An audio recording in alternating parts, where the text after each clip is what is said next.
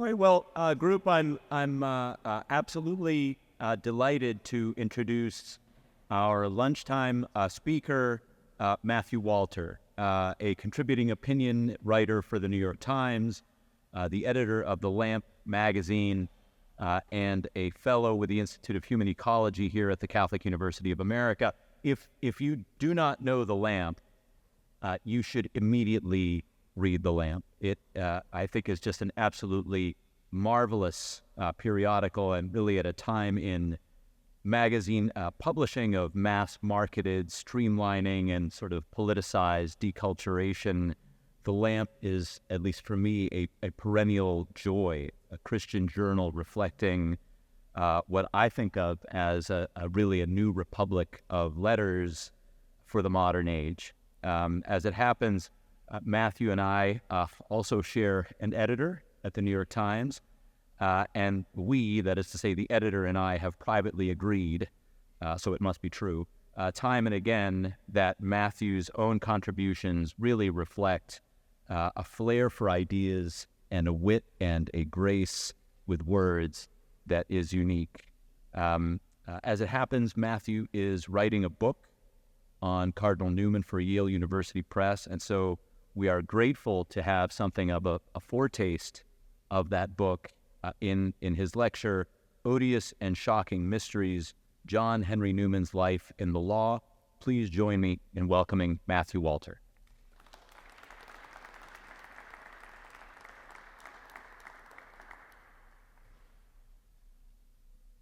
Now you guys can see why I didn't eat lunch beforehand, because, you know, that's the nicest introduction I've ever found. Thank you so much. Ladies and gentlemen, Reverend Father, I'm scanning, we don't have no representatives of the Episcopate here. I would like to thank Professor Girolami for inviting me, the Center of Law and the Human Person, the Columbus School of Law, and of course the Catholic University for hosting us. So as I wonder whether we are supposed to emphasize, because they always capitalize it, the definite article, like they do in Ohio, the Catholic University of America. When I told a buddy of mine, actually a buddy of mine in Jeff's, Professor Pochanowski's that is, that I was going to be talking on Newman and law, he looked at me like I just told him that I was giving a talk on Newman and English banking reform, 1780 to 1850, or Newman and the progressive gas stoves, or even Newman and candy. As it happens, those are all splendid topics, and I would be equally happy to discuss any of them. But I'll proceed instead with a few, I hope, interesting digressions with the one at hand. So far, we've heard from esteemed philosophers, respected lawyers, renowned theologians on our mutual subject of interest. We've been basically at 30,000 feet cruising altitude. Now we're going to begin our descent all the way down to the level of mere biography. As Mark mentioned, the book I'm working on is a new biography of Newman. So, being all the way down here, we're moving from talking about Newman's epistemology to talking about the letter that he wrote to his mom just before his 17th birthday, to say that it was the first time he'd ever been 50 miles from home on February 21st. 2 days later, she replied, "Now I have transmitted my love in a cake to little John. Now I shall address my dear Johannes Mathematicorum.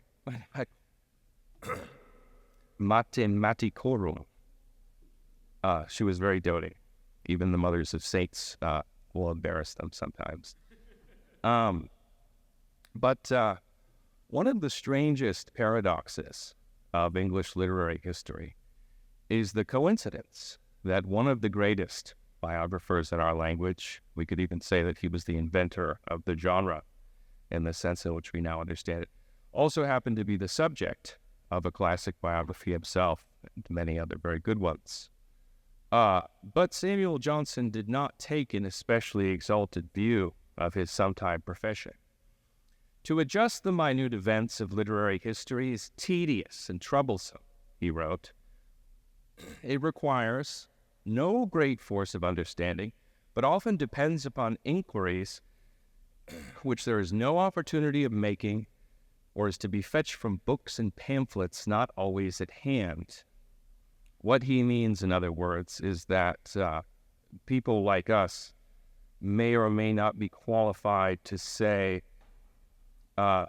whether Newman's attitude towards the foundations of religious belief has more in common with Kierkegaard's or Berkeley's, but we can tell you whether he believed in ghosts. We might have opinions about the importance of our Blessed Mother for Newman's life and thought, but we're more inclined to recall the letter in which he attempts to forestall criticism of these new church decorations that he's mocking up, and he writes, "Please don't laugh at my fat Blessed Virgin Mary." But I think there are good reasons for Johnson's ambivalence about biography. To approach Newman not as an epoch in the history of ideas in an abstract manner the way a theologian or a philosopher might, much less as a kind of omniscient forerunner of some of the murkier decrees of the Second Vatican Council, as many of his admirers in the last century were inclined to do, but instead as a man who was born in 1801, died in 1890, leaving behind millions of words of correspondence, diaries, drafts, notes, jottings, memoranda, in addition to all his published work, is sometimes a dirty business. But thank goodness it's also an amusing one.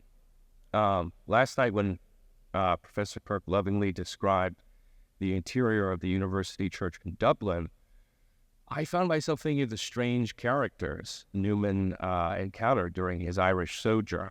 The Archbishop, for instance, who exhorted the faithful of his diocese to abjure an evil degrading in itself and the occasion of so many evils, repugnant to the purity of Christian morals, to be avoided not only during Lent, but at all times by Christians who profess to be followers of the Immaculate Lamb of God, Jesus Christ. He was talking about polka. I also thought of the letters that Newman himself dispatched to his Oratorian brothers in Birmingham, which I think are some of the most amusing ones he ever wrote. That's quotes, and so we can hear you well. Is that better? Yeah. Mr. Duffy, whom I met on the train, said he had never seen so literary an assemblage. All the intellect almost of Dublin was there. 8 Jesuits. His Newman's pen portrait of his Irish cleaning lady will be recognizable to fans of Father Ted. I'm amused at the great cleverness of the Irish, he wrote, which far surpasses anything I ever saw elsewhere. The very ticket-takers in the room followed my arguments and gave an analysis of the discourse afterwards. The printer makes most judicious remarks and alterations in the proof. Always clever and well-meant, though generally wrong. As to the poor servant girl here, she is supernaturally sharp-sighted and subnaturally dirty. But her eyes seem everywhere. She anticipates every want, and how she discovers some things I really find a deep mystery. She closed up both windows in my bedroom with the shutters the first night. When I went to bed, I opened the right. After putting out my candle, the first thing in the morning, I opened the left, and the right was open. How she found it out, I cannot conceive, but she's also taken to sorting my papers and putting away my books and filling my drawers. But here she is beyond her province, and I've been obliged to snub her occasionally. As I generally seem very cross or very stupid in her presence, sometimes both, she puts me down doubtless as a specimen of an English priest. This was not the first time that Newman had experienced what we might now refer to as culture shock. as an undergraduate at Trinity College, Oxford, his newfound evangelical convictions had done him no favors. Before leaving home for his first term, Newman had begged that God would steer me through dangers to which I may be exposed at college. To most of the undergraduate body, these probably would not have appeared very numerous. If anyone should ask me what qualifications were necessary for Trinity College, Newman told his father in the very first letter that he wrote home, I should say there was only one. Drink, drink, drink. Some things haven't changed very much. Now, Newman, of course, was no teetotaler. As undergraduate, on one occasion, he purchased 24 bottles of sherry and port for his rooms. And later he would mock the temperance movement, saying that he knew not whether there were too many drinking shops or too few. But he also believed that drunkenness, pursued as an object in itself, was a sin. During his second term, though, he found himself on one occasion accepting an invitation to play music with some other undergraduates. And when he entered the room where the concert was supposed to take place, all that he found was a long table covered with glasses. And one of the other kids shouted out, "Mr. Newman and his fiddle." It soon became obvious, even to him, this was a kind of hazing ritual. They were thrusting glasses into his hands, and each man was pretending to call out the tune he wanted Newman to play on the violin, and begging to know why he'd put down his instrument. But Newman acquitted himself honorably. He drank 3 glasses of wine in like 10 minutes or something and excused himself. 10 days later, they came back to his room and sort of bothering him again. And one of them, the largest, said that he would beat him if he were not such a contemptible fellow. And Newman just stood there sort of glowering at him.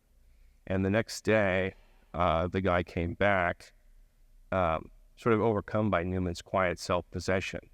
And that morning, the man who had threatened him said that he had seldom or never seen anyone act more firmly. But yeah, I mean, this is more or less what Newman was like during his early evangelical phase. It is sickening, he told one of his old teachers, to see what I call the apostasies of many. The sacrilege in question was the annual college feast, which many years later, in 1877, after earning his cardinal's hat, when he became an honorary fellow of his old Oxford College, he attended gladly and hard work he put himself into. But probably Newman, the schoolboy of a few years earlier, would have been somewhat more tolerant. Earlier, I quoted Dr. Johnson complaining that the work of biographers involves a lot of fetching. And even with the advent of sort of digital editions, this is still true. I cannot tell you how many hours I spent reading the impossibly small, spidery handwriting of John Quincy Adams before I found what I knew would be several references to, quote, John Newman, the captain of the school, unquote, who was friends with Adams's sons, and Newman would dine with the Adamses when Adams was the ambassador in London. But to Adams, we owe this wonderful anecdote of a magic lantern show given as a kind of pre-Christmas treat at Ealing School, where his sons attended with Newman. The show featured, at first it had slides of sort of eminent personages of the era, George III, Bonaparte. Then, Adams tells us, there was also a female shade said to have been the late Princess Amelia. At this and some other female slides, the boys clapped and smacked their lips. This elicited a smile from the future president, but the headmaster disapproved. But back to the university church. I had promised to say something this afternoon in a talk that probably should have been titled Newman's Life in and Around the Law, about that subject. Half a decade after the letter I had just been quoting about the Irish University, when Newman was trying to extricate himself from the whole affair in Dublin, he received a letter from a bishop, not the one who was very worried about polka, who was writing to suggest that the Irish episcopate kind of collectively were going to purchase the university church, which Newman had built at his own expense, as he tells us, at a cost of rather more than £5,600, much of it borrowed at 8% interest. Clearly they hadn't figured out quantitative easing in those days. But Newman suggested that instead of paying the entire sum, the Irish bishops could give him half the money up front, which would be enough to clear his debts, to be followed by an annuity of £120 for him and his heirs. In a lengthy postscript, he gave a detailed précis of the building costs, the details of his lease for the land, a breakdown of the totals from the collections of each Mass, the customary stipends for celebrants, preachers, choristers, way more stuff than that. And then in a further addendum, he added, if they give £2,360 for the rent of £120 and gain from the congregational collection £600 a session, say a year, then they will get above 20% for their money. Now, why have I quoted all that somewhat tedious and specific verbiage? Well, I often think of this in similar letters. There's this wonderful cycle of agonized letters with a firm of organ builders. He contracted to make an instrument for him and then not delivered it. And he's suggesting, well, maybe we could rent one at this rate and then you could pay me, and it gets very complicated. But these things show us a side of Newman's character, which both his admirers and his critics alike, I think, have too often ignored.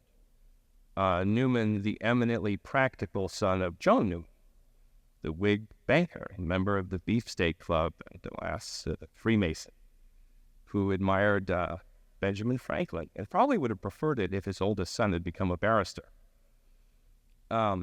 Even at their furthest extremes, Lytton Strachey's kind of delightful but ultimately false picture of Newman as a creature of emotion and of memory, a dreamer whose secret spirit dwelt apart in delectable mountains, an artist whose subtle senses caught like a shower in the sunshine the impalpable rainbow of the immaterial world, or Thomas Carlyle's jibe that Newman had the intellect of a moderate-sized rabbit.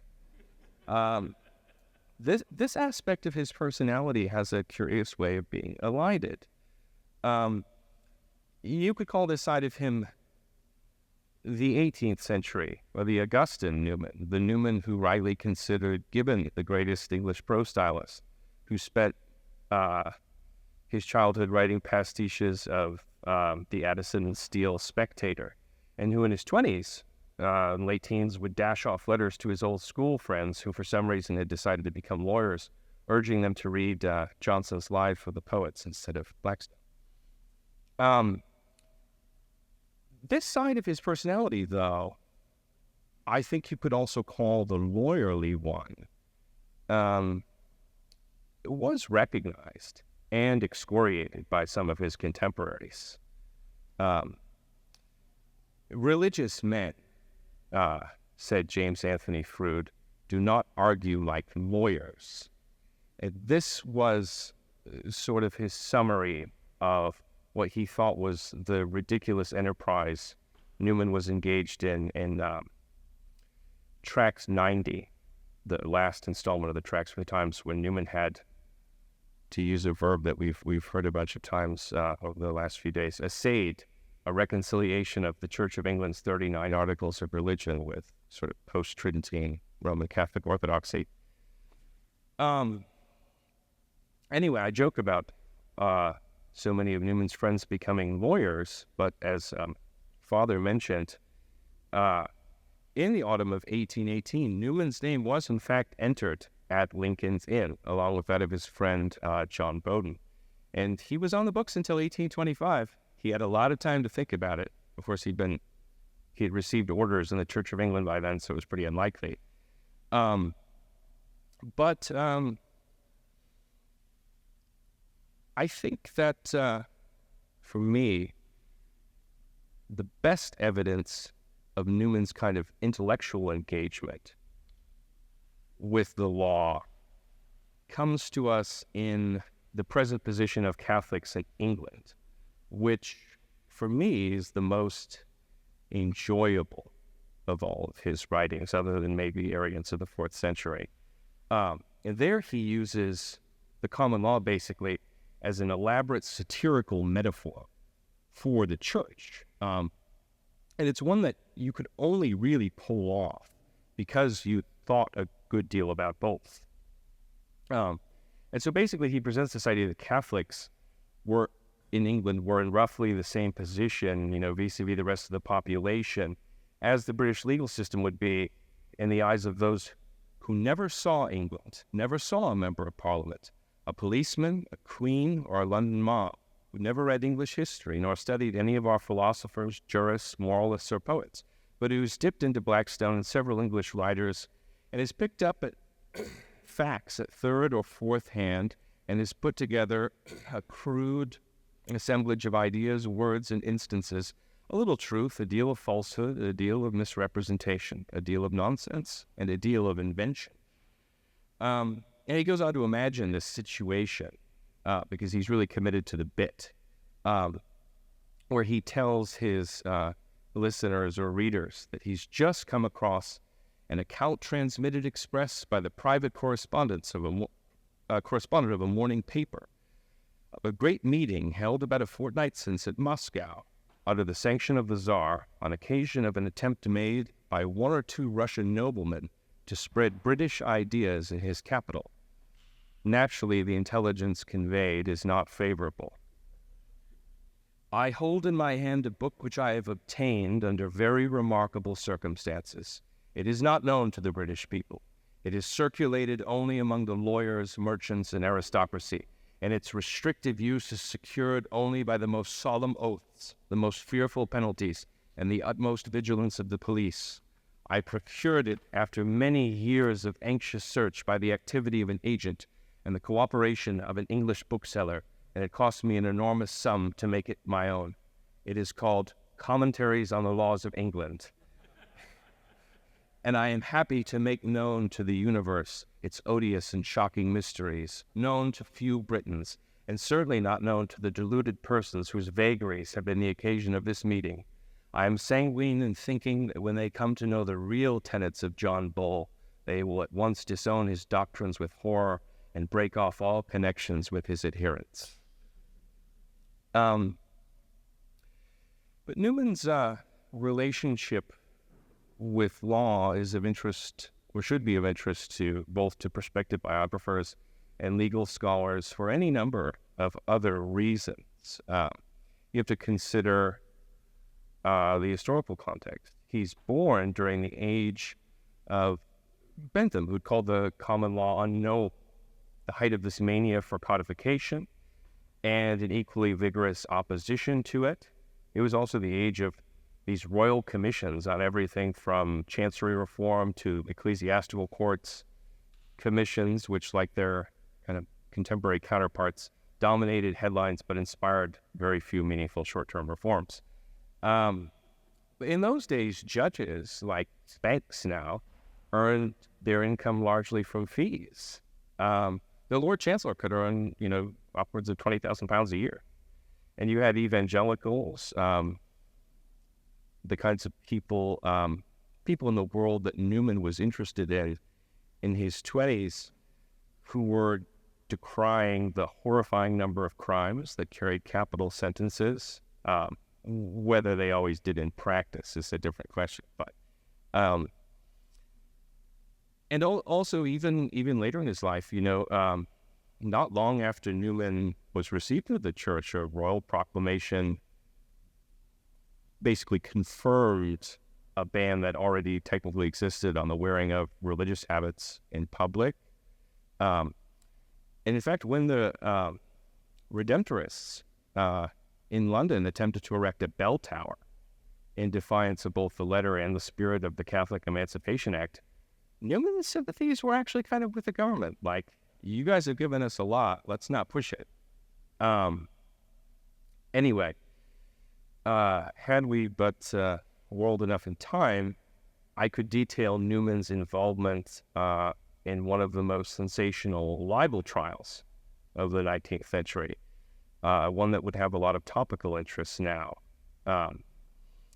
But reading the raw testimony from the witnesses Newman collected for this libel trial, which was this whole complicated plot where his friend Maria Gibbon was traveling all over Europe and finding these Italian women who had been abused by this priest, many of whom were by then married.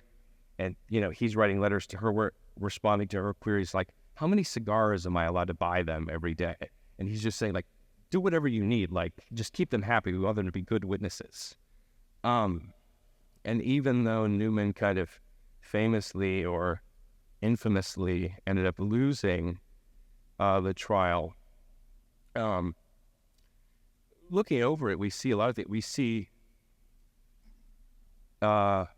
his knowledge of the law extended down to the level of really practical things that a lot of the lawyers in this room probably don't have to worry about day to day, like the value of humor in the courtroom.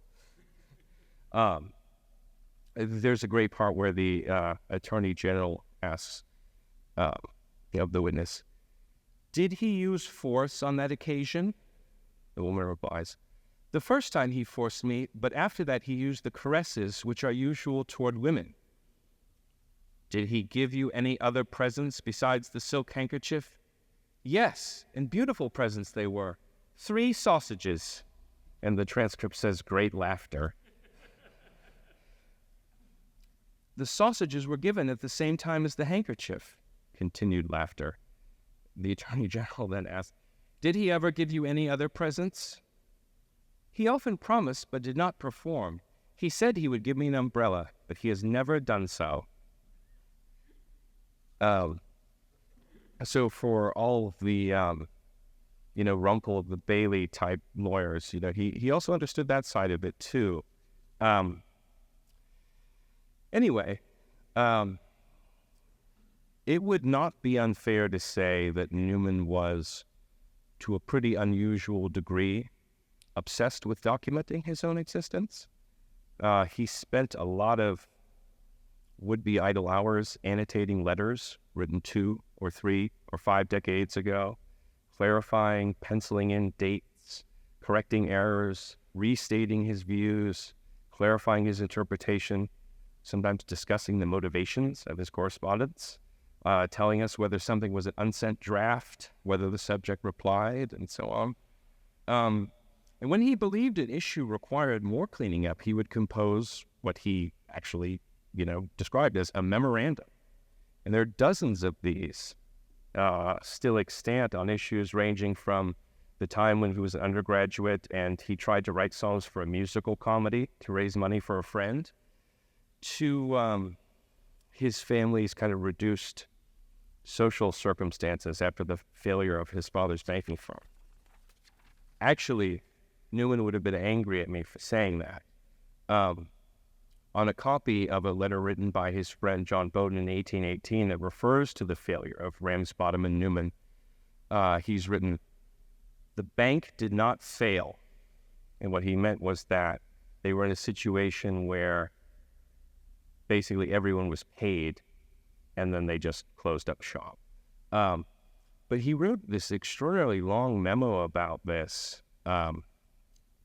later in life. And then in 1882, at the age of 81, when his brother-in-law Thomas Mosley published his own memoirs, he writes to Mosley saying, "My father's bank never failed. It stopped, but paid by the end of the month its creditors in full. I could notice other mistakes, but all that you have said is so uncalled for that I'm almost stupefied." My hope is that my forthcoming book does not leave its readers in a similar position. I cannot follow Newman and some of his stated wishes. Actually, in that memorandum, that I just mentioned, he said that he did not want any future biographer to refer to the period when his family lived at Alton in Hampshire. I'm still going to do it. But I think I can comply in a broader sense. I don't want a panegyric written of me, Newman said. That would be sickening. He really meant this, too. In his last year, his secretary, Father William Neville, had been reading to him a recent life of St. John Bosco, the founder of the Salesians. And the reading was broken off, according to Neville, because Newman thought it lacks life and variety. Bosco was always in good luck. Let him have a rebuff. It ever brought a tenfold harvest of good. There was a monotony in this.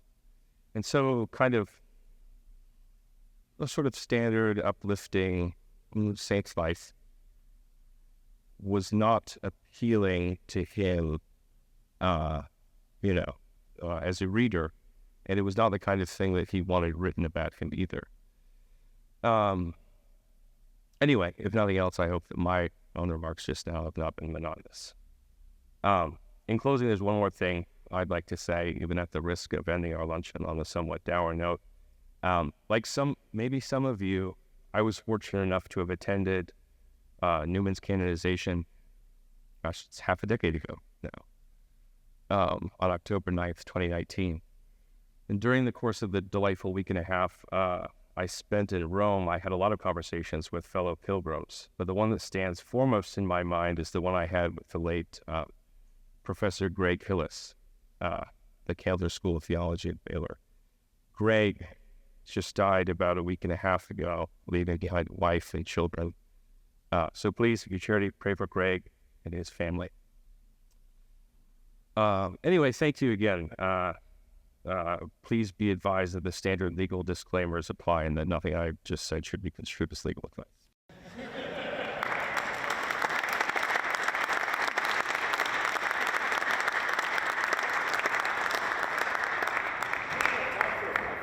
Questions for Matthew, and anyone have some questions in mind? Wanted to ask Matthew about his book or about his research?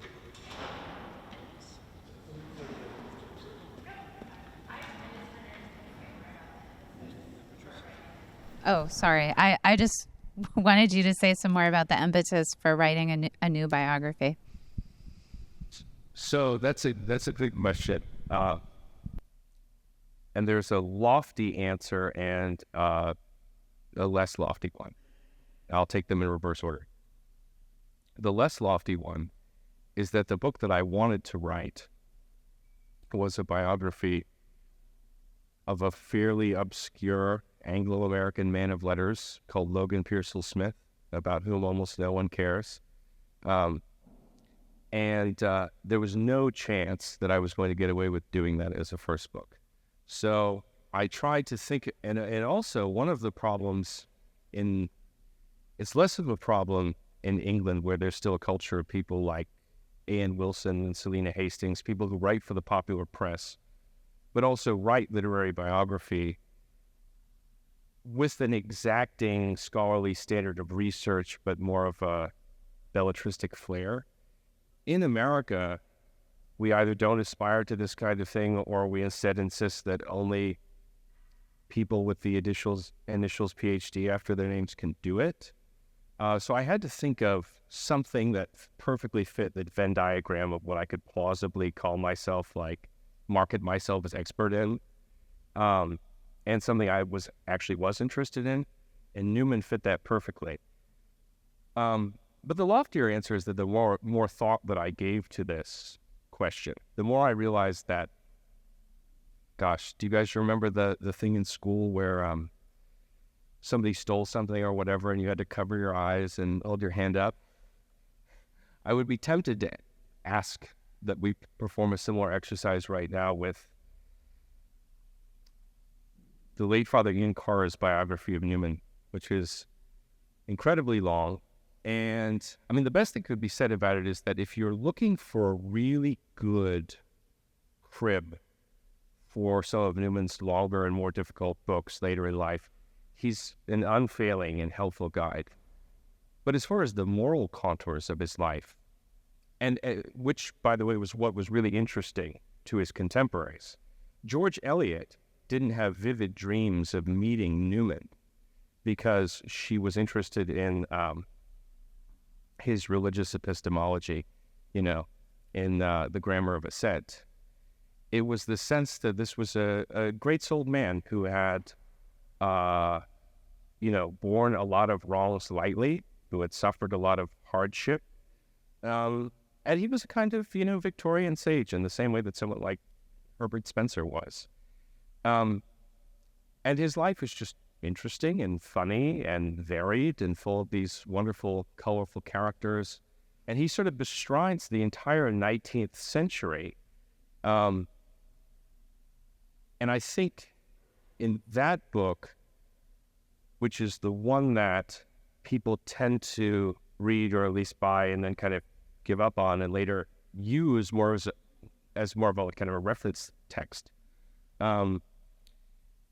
I just don't think that it succeeds on its own terms or the terms that are often used in referring to it. And there is an older tradition of Newman biography that I think in some ways lacks those faults, but maybe introduces others.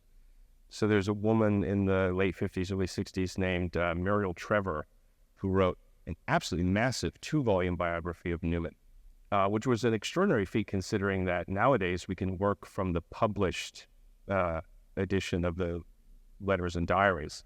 We can even have a fully searchable online version.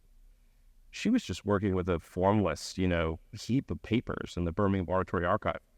So her achievement in many ways is extraordinary. It's a very well-written book. It's often a moving book, but it has a little bit of that Don Bosco tone where she never thinks that Newman did anything wrong. She wants to apologize for him at every turn, and it kind of like she's a little bit too insistent. And then they're just things large and small that that have either been kind of ignored or elided. I always think everybody has the classic kind of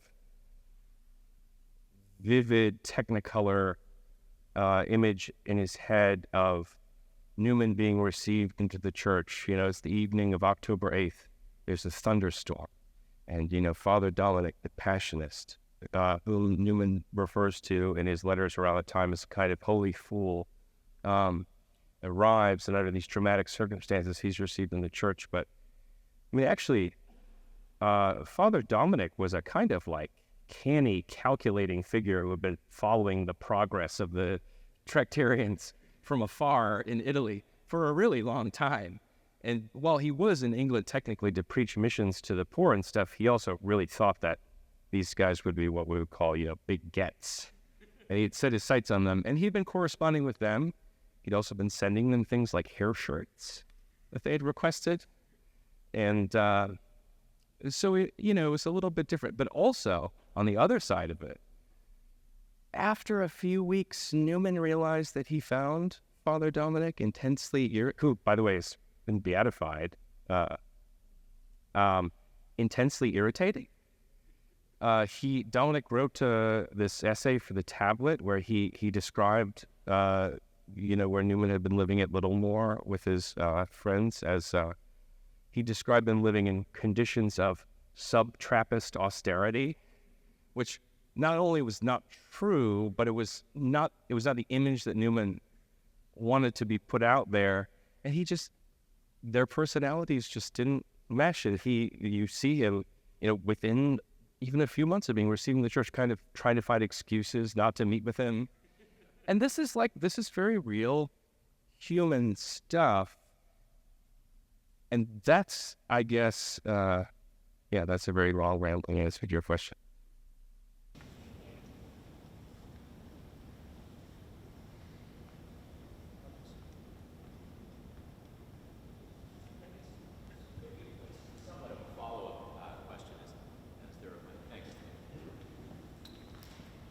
What were the pressures from Yale and other presses that you were interested in? So this is, again, a difficult subject, not only to decide how you want to pitch, but how to pitch it for a press as to a subject that is probably rarefied and difficult enough that the audience and the kind of interest in it is going to be circumscribed. And so was there sort of strategy or thinking about that differs from what you just described with respect to the approach for an American audience? Yeah, no, that's a great question, because of course all young knowers, so all of that is in a kind of internal deliberation, which, in my book proposal, which was kind of unusually long, even for something like this, in part just because I'm kind of trying to show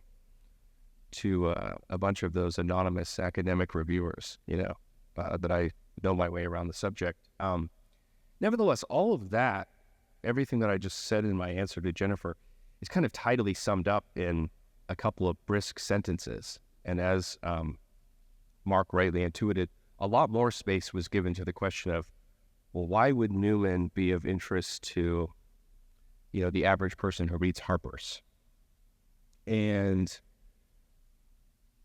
there I kind of tried to think about recent books that I feel had done this job, had done something similar, and done it well.